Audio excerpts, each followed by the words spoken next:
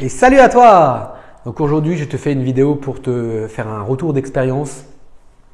Le jour où j'ai acheté ma résidence principale, ma première résidence principale, parce qu'entre-temps, j'ai déménagé. Je trouvais plus mes mots. Donc avant toute chose, like ma page Facebook MH-Invest et abonne-toi à ma chaîne YouTube MH-Invest. Alors, je reviens sur l'achat de ma résidence principale à 24 ans et au montage financier que je devais faire. Alors, je repense à mon père. Mais non, Michael, tu vas pas faire un crédit sur… je l'avais fait à l'époque sur 12 ans. Non, tu vas pas faire un crédit sur 12 ans. Mets ton apport, surtout t'endette pas. Je l'ai écouté, je l'ai pas écouté. J'ai fait quand même un peu comme je voulais. J'avais pris un courtier en prêt immobilier et derrière, les taux actuels à l'époque, j'avais eu 3,35%. Donc le coût du crédit était quand même relativement élevé comparé à aujourd'hui, en 2018, mais c'était quand même… donc j'avais posé quand même 15 000 euros d'apport et mon père, lui, voulait que je grille toute mon épargne. Surtout ne pas s'endetter. Mais c'est aussi une vidéo pour te partager aussi ça. À un moment ou à un autre, si tu veux investir dans l'immobilier, faut savoir s'endetter, faut savoir prendre des risques, mesurer, réfléchir, mais il faut savoir aussi à un moment ou à un autre prendre des risques. Moi, je suis endetté, j'ai des crédits jusqu'au-dessus de la tête, mais à un moment, tous les mois, ça se rembourse. Échelonné sur 20 ans. Ça se rembourse. Il faut faire les choses correctement, il faut se former, mais tout peut… à un moment ou à un autre, il faut prendre des risques. Donc voilà, c'était juste la petite parenthèse. Donc j'avais fait un crédit immobilier sur 12 ans que j'ai renégocié après. Donc j'ai réduit la durée et j'ai augmenté la mensualité. Parce qu'à la base, je voulais rembourser le crédit le plus vite possible. Pour que voilà, je n'ai plus de crédit à rembourser et que l'achat de ma ARP, c'était quand même à but un jour locatif. C'est une petite maison mitoyenne qui est sympa dans mon village pour faire de la location. Donc j'avais déjà vu à long terme un jour pour la louer, je voulais pas la revendre ou quoi que ce soit, en sachant que en plus mon père et moi on avait fait les travaux ensemble. Il y a un petit côté émotionnel, je pouvais pas la revendre. Je savais que j'allais pas la revendre. Donc je voulais réduire le crédit au maximum. Donc je t'ai fait un petit récap. Donc cette résidence principale, je l'ai rénovée pendant 3 ans. J'ai dépensé environ 35 000 euros de travaux dedans, mais elle est comme neuve. Et j'ai vécu dedans pendant 3 ans et je l'ai louée depuis presque maintenant 1 an. Donc je prends des chiffres ronds, on est à 480 euros de loyer, mais je vais partir sur 500 euros de loyer. Donc tous les mois, je reçois 500 euros de loyer. La locatrice est très bien. J'étais juste lui donner quelque chose la dernière fois. L'appartement est nickel, il est propre, elle est super maniaque. Je suis content j'ai une super locatrice. Elle paye en temps et en heure, elle fait un virement permanent. Et je reçois 500 euros par mois. J'ai pris des chiffres ronds volontaires pour que ça soit plus simple.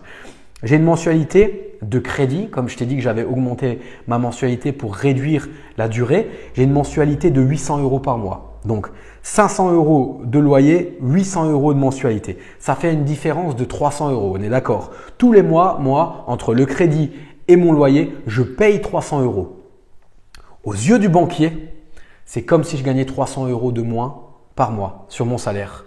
Je m'endette à hauteur de 300 euros par mois sur mon salaire. Tous les mois, je perds 300 euros parce que je mets 300 euros au bout. Ça fait 3 600 euros à l'année. Donc à l'année, je dois quand même donner à la banque 3 600 euros. Mais en contrepartie, 500 euros par mois de loyer, ça me fait 6 000 euros de rentrée d'argent au niveau du fisc. Donc les impôts, pour les impôts, c'est comme si j'avais 6 000 euros de salaire en plus à la fin de l'année. Donc ces 6 000 euros vont se rajouter au revenu de référence qu'il y a sur ton avis d'imposition. Si maintenant tu as déclaré 20 000 euros, eh ben là-dessus, il faut rajouter 6 000 euros. Donc tes impôts vont être calculés pas sur 20 000, mais sur 26 000. Et en même temps, toi derrière ces 6 000 euros, tu les as pas. c'est pas de l'argent que tu reçois dans ta poche parce que le bien il est encore pas payé, parce que tu dois donner 800 euros à la banque. Donc là, c'est la grosse erreur que moi j'ai faite quand dans ma stratégie en fait, hein, c'était je rembourse le crédit le plus rapidement possible. Ouais, mais le plus rapidement possible. Derrière, comme c'était pour ma résidence principale, les 35 000 euros de travaux que j'ai fait, j'ai pas pu les déduire parce que tout ce qui est travaux de rénovation, amélioration d'un bien, chose que j'ai fait, hein, j'ai refait l'électricité, j'ai changé les fenêtres, j'ai posé du carrelage, j'ai posé du parquet, j'ai mis de la tapisserie. Ces 35 000 euros là, j'aurais pu les déduire de ces 500 euros de loyer, de ces 6 000 euros. Les 6 000 euros que je reçois tous les ans, j'aurais pu déduire tous les ans 6 000 euros aussi jusqu'à arriver à zéro. J'aurais pu annuler ces 6 000 euros. Donc, au lieu de, mon avis d'imposition serait resté à 20 000 euros et pas à 26 000. Mais comme c'était ma résidence principale, eh ben, ces 35 000 euros, je ne peux pas les déduire. Et je l'ai fait pour moi et après, je l'ai loué seulement. La chose que j'aurais dû faire, j'aurais dû la revendre ma maison. Et j'aurais pas été imposé sur la plus-value. Mais c'est pour ça l'erreur qu'il faut faire, qu'il faut penser quand on veut rénover sa résidence principale pour ensuite peut-être un jour la louer. Ce qu'il faut se dire, c'est que tous les travaux que tu as, l'argent que tu as dépensé pour faire des travaux, tu ne peux pas les défiscaliser. Et en plus, tu vas être imposé sur le loyer alors que c'est un loyer que tu n'as pas. Ce que j'aurais pu faire, c'est aller voir ma banque et dire, écoutez, échelonner le crédit sur 10 ans, rajouter 10 ans. Donc, au lieu de payer 800 euros de mensualité à la banque, j'aurais peut-être payé 400. Donc, 400, j'aurais eu 500 euros de loyer. J'aurais eu plus 100 euros de cash flow brut. Ça aurait même pas été du net.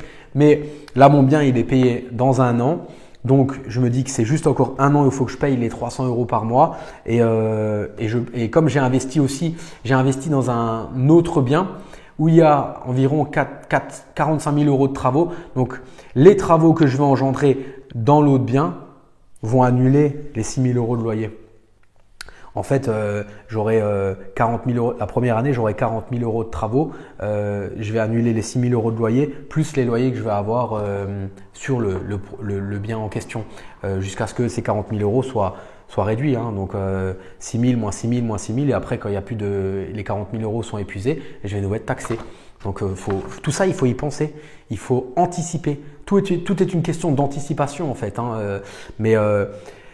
Ça peut être des fois des chiffres plus grands, hein, parce que là, c'est 6 000 euros que je reçois de loyer qui vont être ajoutés à mon avis d'imposition, à mon revenu de référence, peut me faire passer une tranche supérieure. Hein.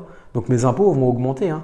Donc c'est vraiment une erreur, c'est vraiment quelque chose qu'il faut savoir parce que j'ai parlé à plusieurs personnes. Oui, je vais acheter ma résidence principale. De toute façon, je resterai pas là, je la louerai après. Ouais, d'accord. Mais attention, le loyer que tu vas recevoir, tu ne le mets pas dans ta poche parce que ta maison elle n'est pas payée. Du coup, tu vas devoir rembourser le crédit et en plus, tu vas être imposé sur de l'argent que tu n'as pas. Il faut être très attentif à ça. Moi, ça m'est arrivé. Le petit conseil que je pourrais vous donner, c'est échelonne ton crédit alors plus loin après. Sinon, tu vas avoir, aux yeux de la banque, tu vas être trop endetté. Ils ne te suivront pas pour ta nouvelle résidence principale.